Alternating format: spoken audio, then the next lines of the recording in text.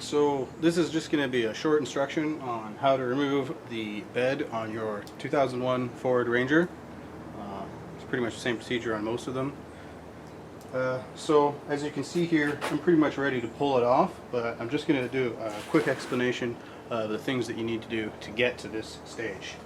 So you're going to need your tire iron, which is a 19mm socket.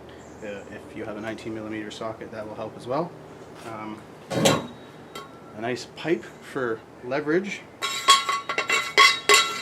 Okay, and you're going to need a T55 Torx head socket and a wrench that will fit, a socket wrench that will fit. You're going to need a small, skinny, flathead screwdriver, or at least I needed this, it helped. And a Phillips head screwdriver or drill bit on a drill.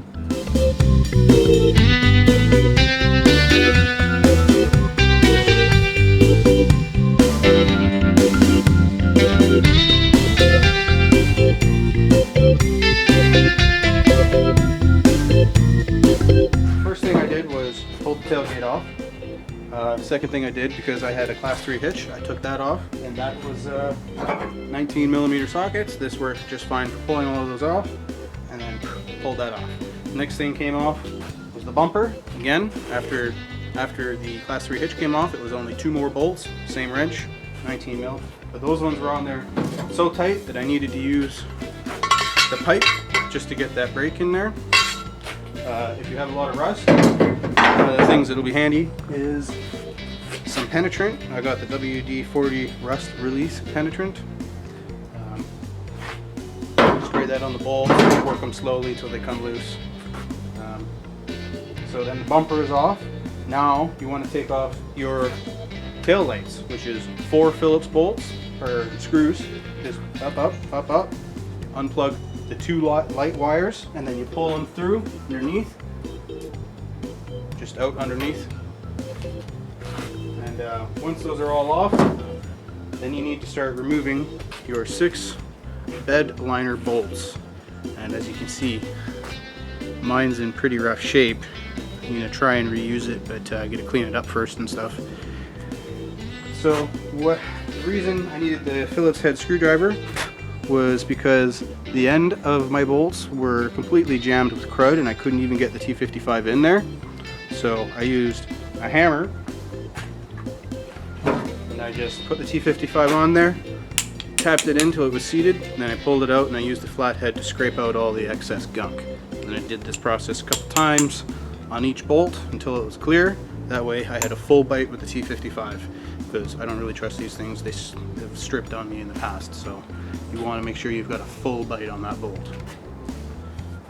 And then what I did is you give it a couple of turns, and then you spray it on the top underneath the washer there with your WD-40, and then you go from the underside, spray it, and then you work it slowly back and forth. Mine got so hot that it started to steam, so I stopped when it did that, and then I proceeded to the next bolt. And I just worked my way around the whole bed like that. There's only 6 bolts. You can get at all of them with the WD-40 from underneath and up top without much difficulty.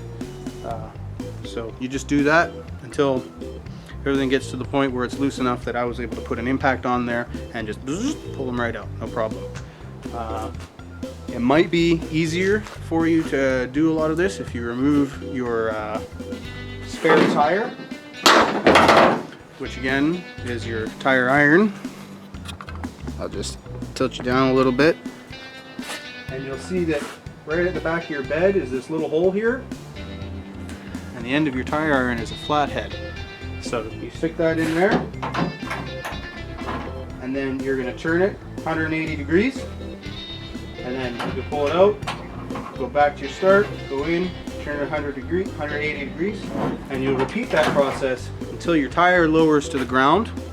It's on a cable, so once it touches the ground there, you can get underneath the truck and you can push up on it.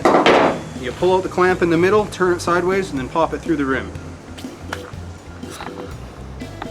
And now that we've done all of that, I have lifted this up, put a couple blocks on it. The only thing left to do is to remove your fuel stem, which is 3 small bolts, and in my case I used an impact with an extension and a 9/32 socket. That got the 3 little bolts out of there for me. They're actually screws with a bolt head, but I got the 3 of those out of there for me without a problem. And after taking a look around, I don't see anything else attached underneath the bed. She's ready to lift. 2 people can do this job, 1 on each side. It's not that heavy, so you just lift and then out. And that is it.